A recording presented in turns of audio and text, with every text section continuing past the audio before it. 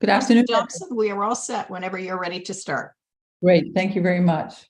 I had to rush back from trying to get my motor vehicle registered, and it takes forever to do that, so I didn't even accomplish that this morning.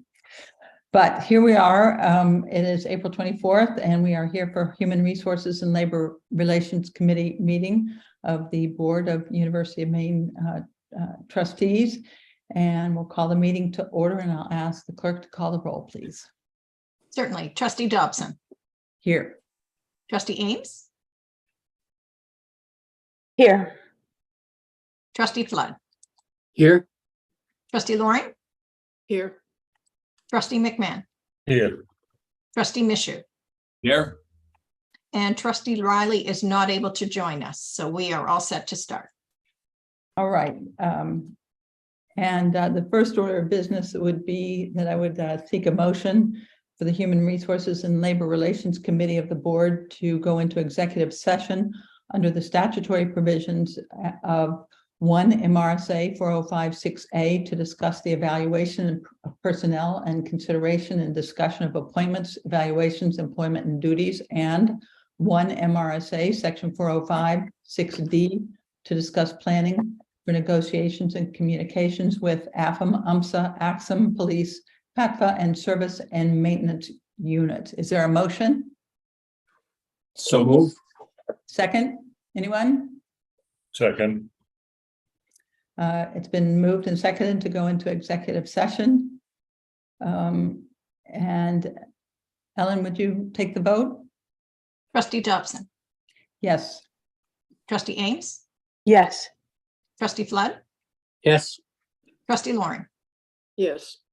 Trustee McMahon. Yes. Trustee Mishu. Yes. The motion is carried.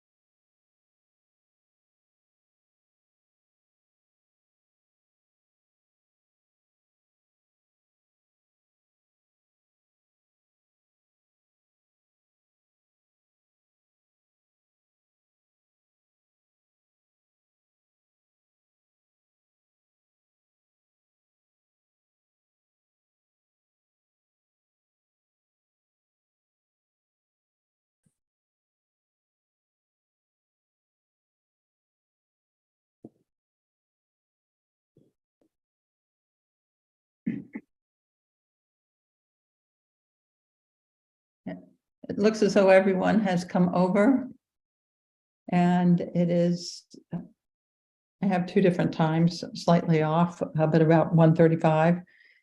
This is the public meeting of the Human Resources and Labor Relations Committee. And the first agenda item is UMS Hiring Policies and Procedures Review Update. And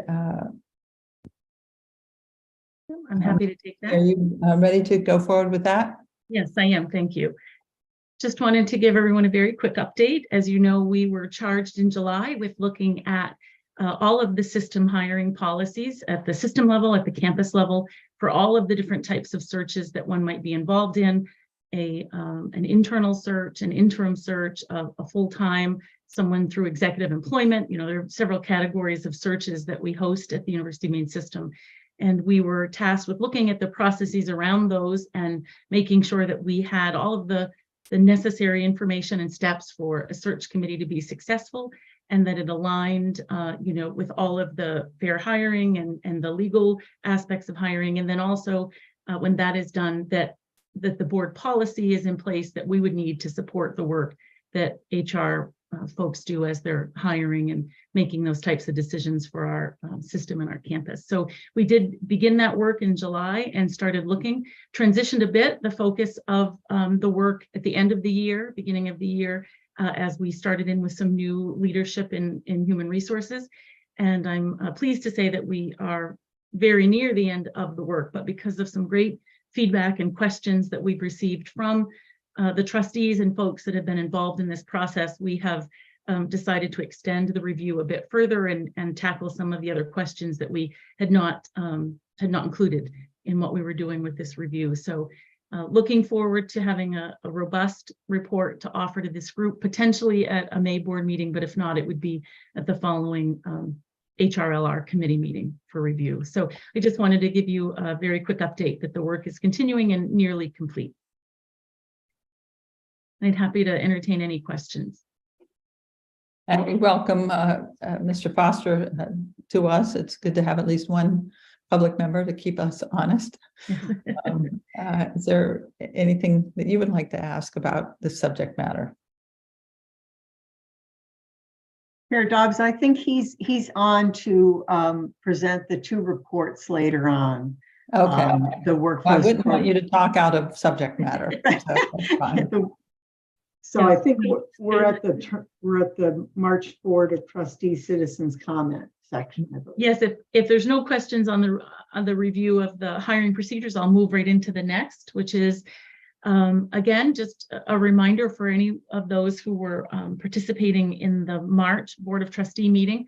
At the beginning of the meeting, as we typically do at the public comment period, we open it up for those who have questions or concerns. And there were two areas that did sort of bubble up at the beginning of the comment period. One was some concerns that some of our retirees had in relation to their healthcare, some of the ways in which they are informed and the decision-making around that and the expense of that. So that was the first area. The second area that was one of the areas of concern were some of our graduate student workers. They had some concerns about particularly their payroll process and how they are paid and how they are paid in a timely manner. So those two particular areas where they do fall into things that would fall under strategic initiatives, I at that time gathered information from them from the public comment period, spoke to some of them after, and have been working with the HR leadership team ever since to dive into their questions and their concerns. I've also had some meetings with President Freeney Monday at the University of Maine, because again, a lot of the graduate student workers are housed or work for the University of Maine system. So she's also been involved in some of the conversations and will be working with her team there and other campuses to make sure that we really do a process improvement around the way that the graduate student worker payroll is handled and completed. So I just wanted folks to know that since there were 3 or 4 comments at the public comment period, that we did take them very seriously, have talked to some of the folks that spoke that day, and we are following up on each one of their concerns.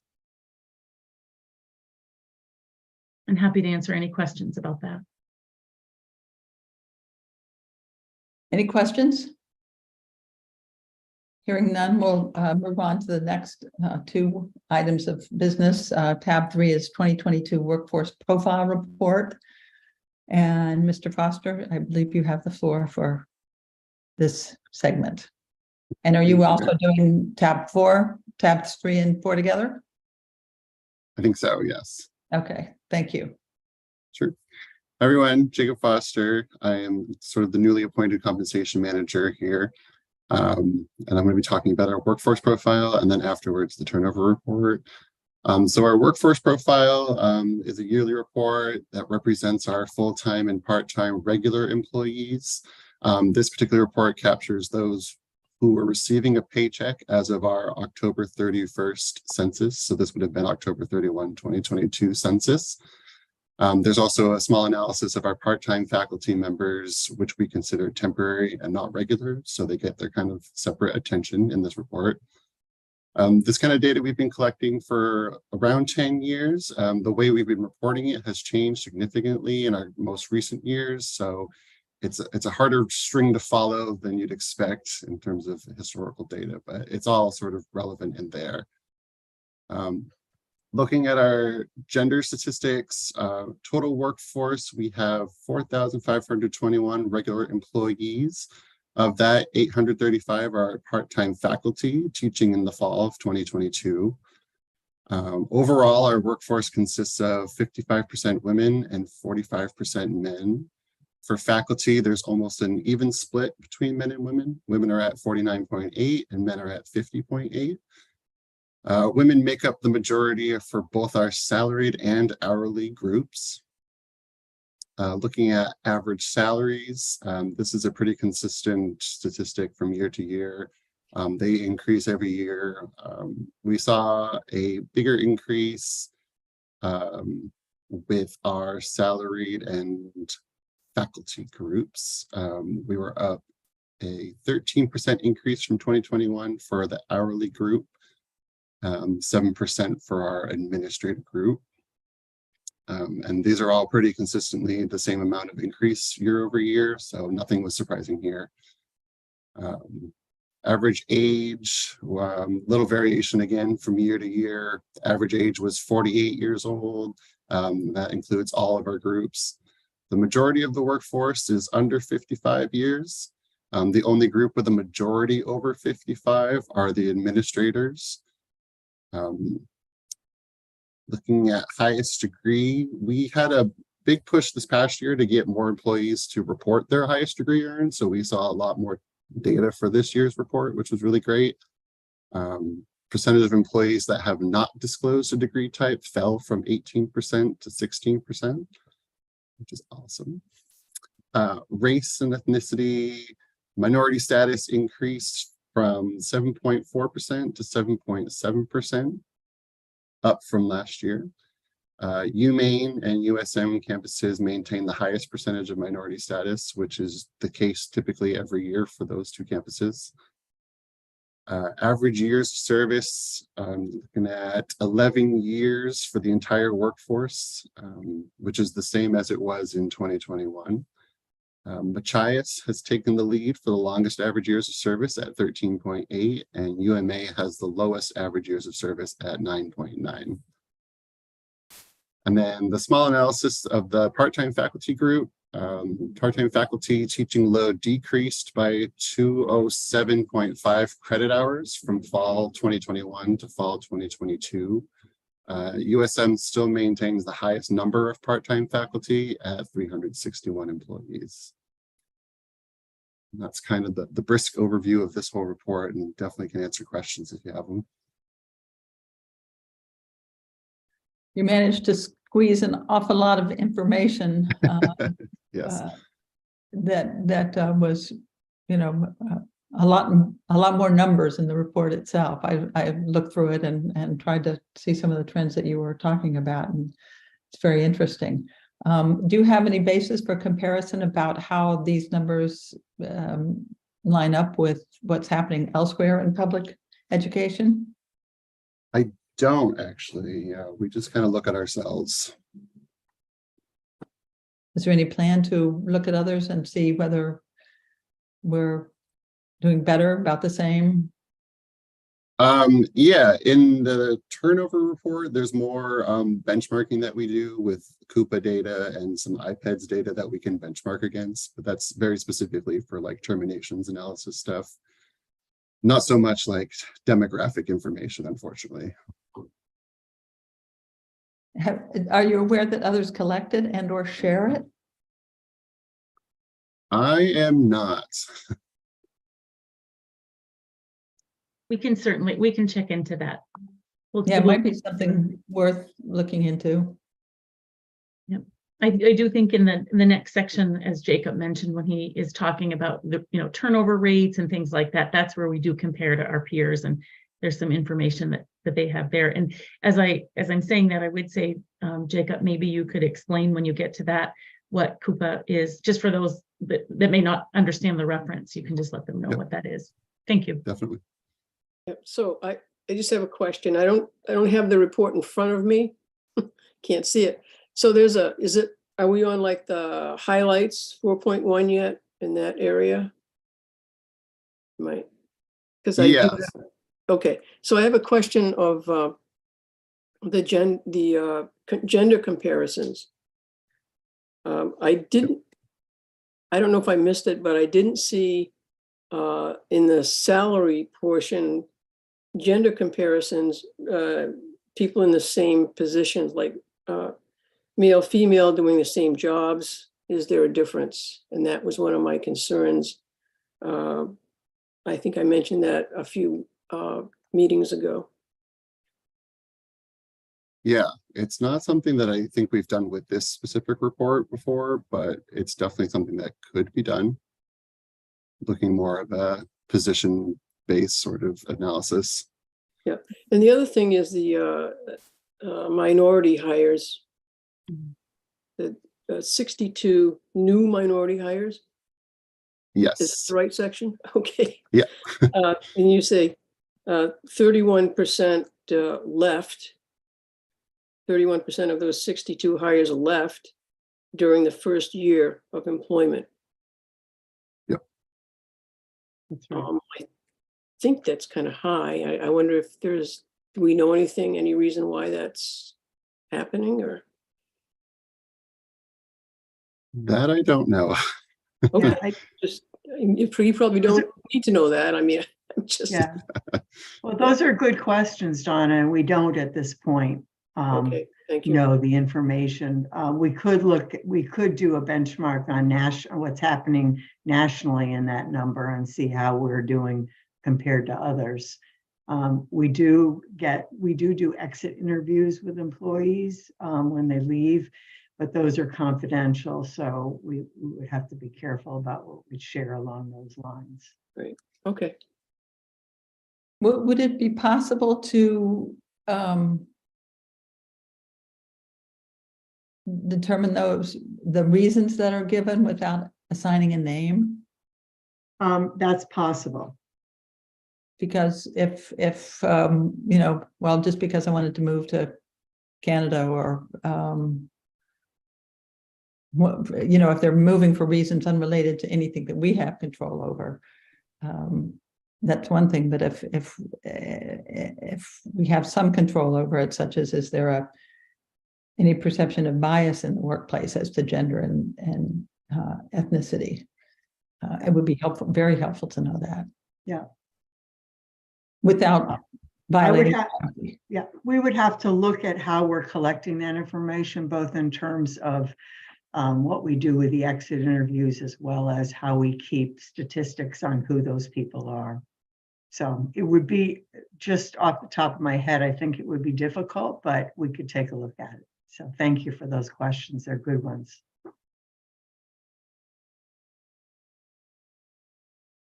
Trustee Flood?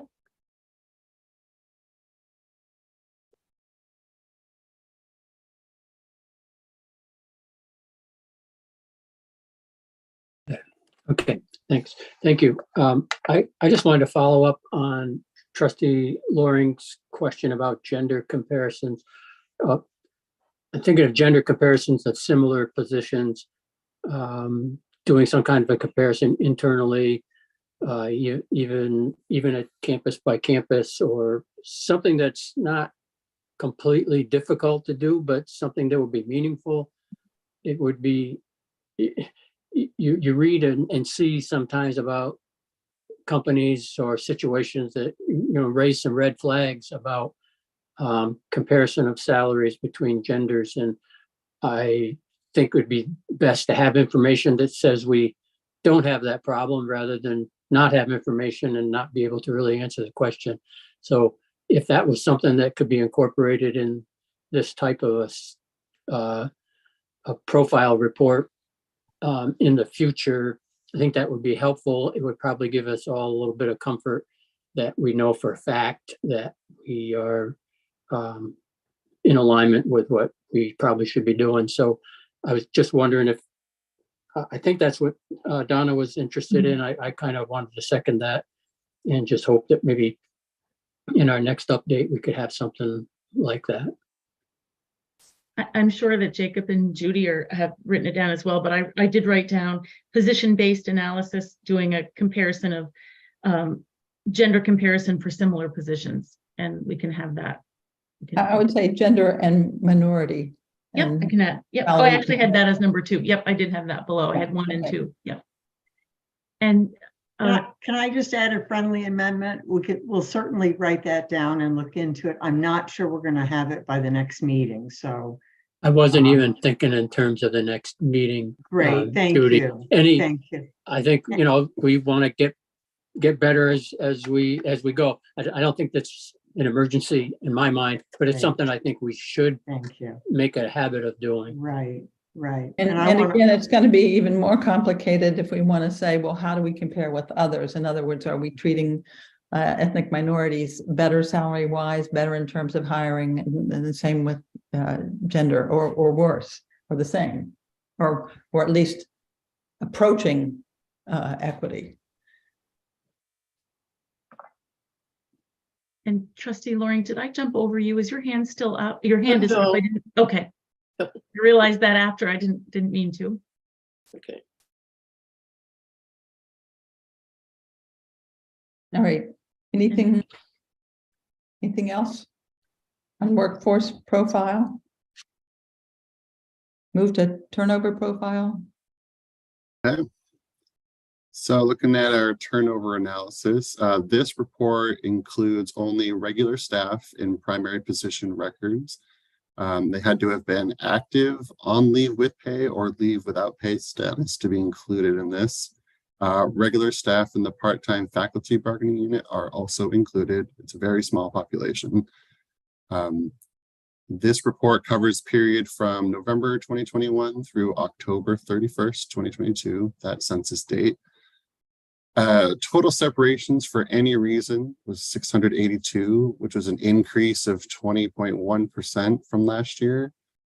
The turnover rate was 15%, up from 2021's rate of 12.5%. Of that, 9.1% was voluntary and 4.3% was from retirements. This increase for retirement can mainly be attributed to UMaine Farmington's retrenchment efforts in 2022 that offered an early retirement incentive for a good amount of people. Retirement and voluntary resignation were the leading reasons for separation. 59% resignation, 28.6% retirement. For external benchmarking, we had mentioned that we use the Coupa data, and Coupa is the College and University Professional Association. Most institutions report to this, and you can sort of sort by student FTE to compare yourself to similar institutions. So we use a benchmark for student FTE greater than 8,600 students. So we compared to that benchmark. And looking at the Coupa data, they had a 14.3% turnover rate compared to our 15%. So compared nationally, we're actually pretty on par with other institutions. And we're always usually pretty on par with the turnover rate from year to year. We don't deviate much. Though we are up a lot this year, it's also the case nationwide. So retention rate for all university campuses is 85%, down from 2021's 87.8%. Almost all the campuses had a decrease in retention rate except for Maine Law, our governance group, and university services. There were 62 new hires with minority status, as we were talking about earlier. This is up from 59 for 2021. And we mentioned 31% of those new hires left within their first year, which is a higher separation rate than the non-minority counterpart, which was 24% leaving within the first year. Our highest turnover rate was seen with our non-rep hourly group at 18.7%, and the lowest with our university supervisors at 11.1%. That's kind of quick and dirty on that. Any questions?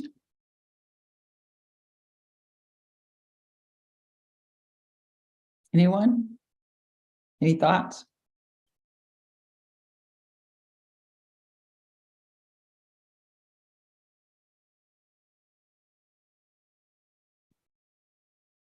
Anything else I think before? trustee Flood just put his hand up. Oh, Yeah, my only question would be just a follow-up question, I guess, of the minorities that we hired. I think I saw on the chart before, and I think I heard you say 30-some% of those leave in a couple of years. Is there follow-up on that? Do we know what it is about working with us that those 30% don't find attractive? I mean, that's a pretty big number. I mean, we work probably very hard to attract minorities to our campuses, and to have a third of them leave fairly soon is a little bit disheartening. I just wondered if we have exit interviews that give us the information why we're losing so many of those folks. Judy, would you like to discuss the exit interview, please? Did you say me? Yeah. Okay, sorry, I didn't hear. Yeah, I think this goes on the heels, the same information showed up in the workforce profile. And we will look into that and get back to you with what additional information after we drill down and see what we have available to us, if that's acceptable to you. And we look forward to doing that. Yeah, for sure. It just seems like it begs that question, because I know that probably the recruitment probably seeks out to make sure that we're balanced or appropriate with our hiring of minorities, and to leave, to have them leave so soon after Right. after that just Yeah. seems like it's going slightly in the wrong direction. So thank you for that. Yeah. Thank you for the question. Trustee Eames? Thank you, Carolyn. I know sometimes it's not always easy to fit in an exit interview, and I was wondering, are those routinely or religiously done as people are leaving? And I just don't remember off the top of my head if that's part of any policy or practice that exit interviews are done in the manner in which they are done. I don't believe that there's a policy or procedure that says they're mandated. Is that what you're discussing? Yeah. Sure. You I mean, really- I guess what I'd like to see is that they are done, and that it becomes part of the, just the culture to make sure that, I think in this instance, it would be very helpful to understand why we're losing so many minorities. And I think the best way to do that is a comprehensive exit interview. Right. Well, And again, that There's an could be issue with something respect to gender. You might want the same thing. Right. So at the next meeting, we can bring back what the practice and protocols are around exit interviews. And I can report that to you and get your feedback. I do think you can't make it mandatory. So Sure. That makes sense. right. But Yeah, you can and certainly encourage everyone to participate. Exactly. And we can Right. give you the numbers we get and how we go about doing it. Even the questions we ask. Sure. Thank you. Right. Sure.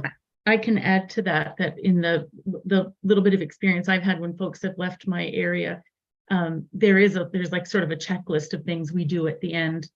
Some things as simple as, just returning keys and things like that, but there is the exit interview piece. And it's always offered. And I would say probably more often than not, I'd say probably 75% of the folks that I know, just off the top of my head from my group, have agreed to do it. Some are very eager to do their exit interview, and some, just are not. They would prefer not to, but we do have a pretty good number, and it is on the list, at least of what was provided me when I had employees in my area leaving. Trustee McMahon. If I'm looking at a table, I'm looking at page 35 or 43 in the packet on separations. We have 10 people leave in a probationary period. Is that affiliated with tenure in any way, or is that a probationary period for new hires not in the academic track that have to get through the first 6 months or whatever it is of employment? Just a question of clarification. The latter, it's that first new hire 6-month period. So not a faculty, not Yeah. a faculty tenure track. Right.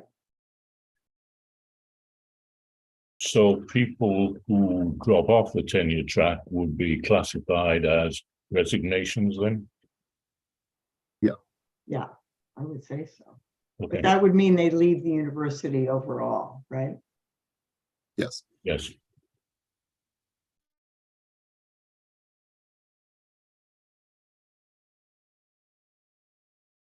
Any other questions? Any questions from anyone on this? Oh, I'm sorry, Trustee Loring. Is your hand meant to be up? Yeah, I had to unmute myself here. So yeah, the exit interviews are really, really important. I know when I spent some time as a security director at Bowdoin, they were very, very valuable. The other thing is that some other universities do things to retain their students. And in like the Wabanaki Center could probably reach out and see what other places around the country are doing as far as retaining their native students, and maybe your multicultural centers could do the same thing. Just a thought. Thank you. Thank you. Sounds like a good thought. Mhm. Anything else? Anything that anyone wants to make a comment, observation about besides the weather? That's not worth it here today in Southern Maine. I'll just say a quick thing and thank Jacob.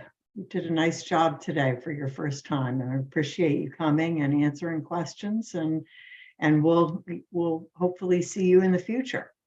Thank you all very much. I'm gonna drop off. Is there a motion to adjourn? Are we ready for that? We don't need a motion to adjourn. So we just can click off. Everybody can leave and go get a warm cup of tea or something.